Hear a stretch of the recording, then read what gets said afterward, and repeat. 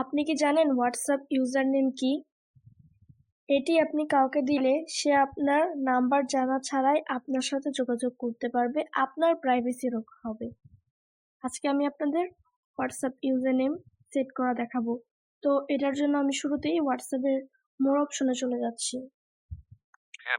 More options. Double tap করছি।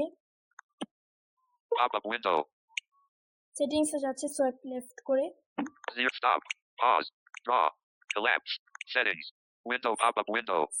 Settings. WhatsApp. Search QR edit from you. Edit you.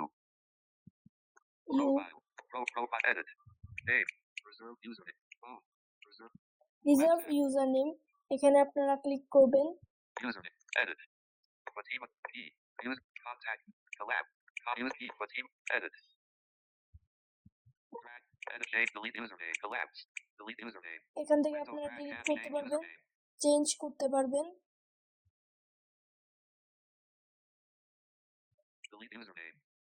তো এখন আমি আপনাদের বলবো যে কিভাবে ইউজার নেমটা লিখতে হয়।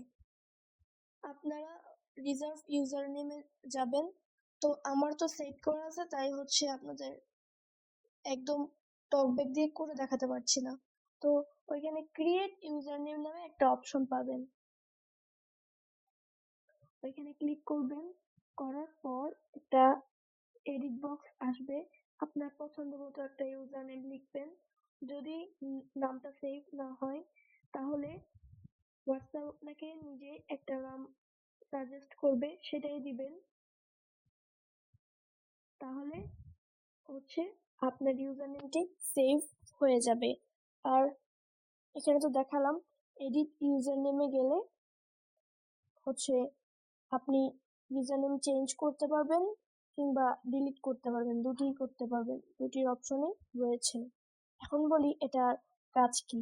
আপনি কাউকে আপনার নাম্বার দিতে চান না, আপনি আপনার ইউজার নেমটি বলবেন, সে হোয়াটসঅ্যাপে যাবে, নিউ চ্যাটে যাবে, সার্চে গিয়ে আপনার ইউজার নেম দিবে, কি আপনার ইউজার নেম হোয়াটসঅ্যাপে সেট করার সাথে সাথে তার একটা কি দিবে, সেই কি নাম্বারটা দিবে, আপনাকে তাকে বলতে হবে কি নাম্বারটা। তখন সে আপনার আইডি পেয়ে যাবে এবং আপনার নাম্বার সে দেখতে পারবে না, সে আপনার সাথে নাম্বার না দেখেই আপনার সাথে যোগাযোগ করতে পারবে, অর্থাৎ নাম্বার ছাড়াই আপনার সাথে যোগাযোগ করতে পারবে। তো আজকের ভিডিও টপিকটি কেমন লাগলো অবশ্যই কমেন্ট করে জানাবেন এবং এরকম আরো ইনফরমেটিভ ভিডিও পেতে চ্যানেলটিকে সাবস্ক্রাইব করবেন। ধন্যবাদ।